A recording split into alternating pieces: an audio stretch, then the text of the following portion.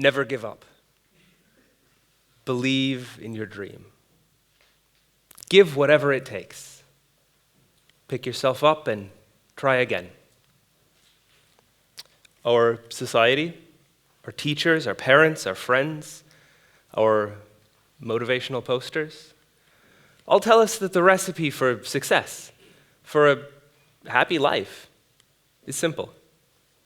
First, identify your passion, the thing you feel most strongly about in the world. Then, work as hard as you can until you succeed. But my experience has told me that we don't really know what our interests, our passions mean in practice until we've tried them. Tried them in a serious way that takes dedication and commitment, and that inevitably leads to those activities becoming part of our identity. This makes it very difficult to take an objective look at what we're doing, remember why we started doing it, and decide whether to keep going or change direction. Let me give you an example from my life. In 2001, I was starting my career as a classical pianist. I'd left my hometown in the American Midwest to attend Northwestern University near Chicago. There I worked very hard and won the university's concerto competition. From there I went to Russia to compete in the International Shostakovich competition, where I won a prize for new music performing American composer Frederic Rzewski's piano piece No. 4.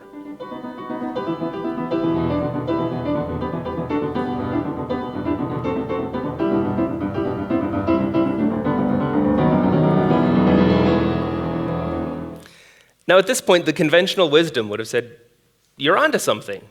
Keep going." But I had a problem. Having started to break into this field, I now had a better idea of what success looked like. I knew that to keep going, to find success, would be to mostly continue to be alone in practice rooms or else alone on stage. Now, to me, that wasn't worth it. That success didn't match up with the reasons why I had started down this path. I wanted to find human connection. I wanted to engage with big ideas.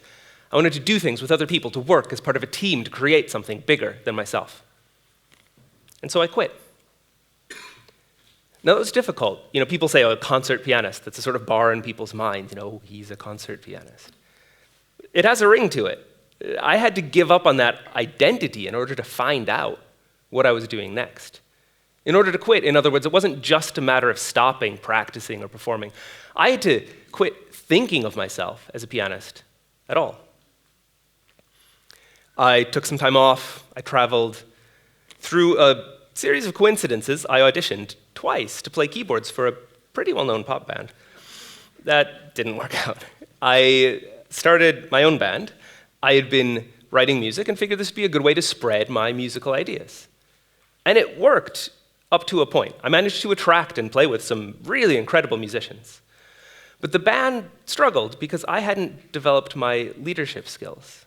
I could get some people into a room, sure, but from there, a band leader needs to have this special magic that makes everyone feel included in the most exciting project specifically suited for their talents. And I didn't know anything about how to do that. So I quit. Now, I was also interested in writing film music, and I still held out hope for some kind of academic career. So I took a job teaching music technology for a film scoring program at Columbia College in Chicago. Re-entering the academic world felt wonderful. And the program was great. Lots of alumni have gone on to do amazing work in Hollywood.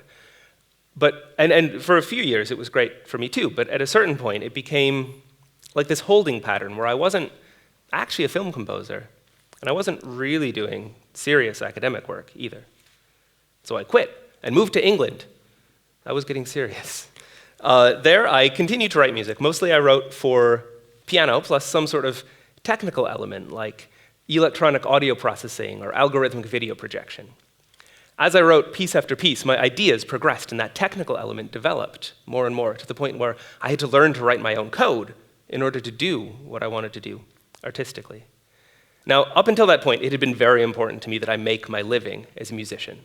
I performed, I taught, I played weddings, I did whatever came up, but one way or another, all of my income came from being a musician, and I was very proud of that. Until it got a bit old. Always chasing the next gig, always promoting myself. I found myself thinking, this code I'm writing, I hear they pay people to do that. So I quit being a composer. I got a master's degree and I started working for Shazam, the music identification app, as a developer. There I created the animation where the app reacts visually to the music you're listening to as it identifies the title and artist of the track. Just after we released it, that screen was featured by Apple in an iPhone ad. And in all, that very first professional software development work I ever did was held in the hands of a few 100 million people. That was mind-blowing to me. I learned an incredible amount about software development, and I'm proud of the work I did on that team. You can't give up on art that easily, though. I found myself wanting to create on my own terms again, so I quit Shazam. I made my own app, a bit like Tinder, but just for cuddling. It was called Cuddler. When it came out, it got a lot of media attention and a lot of downloads, but before we could connect with investors willing to take the plunge and think outside the box with us on intimacy, we ran out of money. So I quit that too. We shut down the app and later sold off the company. Now at this point, you might be wondering, is there anything this guy won't quit? Does he just run away as soon as the going gets tough? I think it's interesting, though, looking back at the point when I decided to quit each of these things. I wasn't quitting because it was too hard. I wasn't quitting because I'd failed. Sometimes it was an objective realization that something wasn't working out. Often, though, I'd quit just after achieving a big goal I'd had for myself, like winning a competition or shipping an app. In each case, though, I came to a decision point. And in pursuing my original goal, I'd learned some things that let me see that goal in a new light. And that told me it was time to let go and let something new develop in turn. It's easy to let success be like guardrails, keeping us fixed on the road we've chosen. We work hard, we get a little bit of success, and it feels like the only option is to keep going, work harder, keep chasing more of that success. And if what you're doing right now feels like the truest possible expression of yourself, don't let me get in your way. Keep going with that. But to me, it didn't feel that way. And it was the scariest, hardest thing I could do to quit and make space for something else. You might be wondering what I'm doing now. I came here to Wageningen this summer to collaborate with researchers on creating a scientifically inspired visual artwork.